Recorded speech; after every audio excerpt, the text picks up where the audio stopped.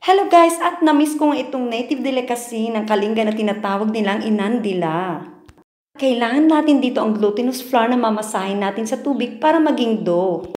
At kakailanganin natin dito ang dahon ng saging na dinarang natin sa apoy at lilinisin natin yan, pambalot natin dito sa inandila na ating gagawin.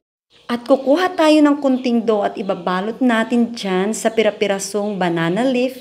I-roll natin yan ng ganito. O, diba? Ganyan lang ang pag-roll para makagawa ng parang suman. O, diba? Nakakita na kayo ng suman. Ganun ang gagawin natin dito.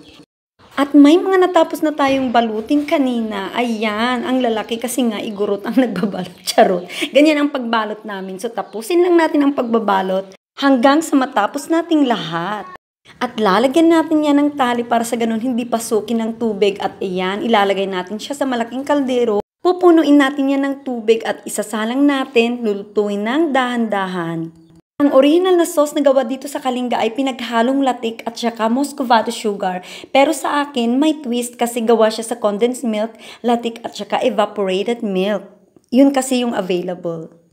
Pagkatapos maluto ng ating binalot na glutinous flour, alisin lahat ang balot na saging at ilagay dito sa pinalapot nating sauce. At hayan na nga ang ating finished product. Ang sarap nito guys, promise. Isa sa the best na delicacy dito sa Kalinga.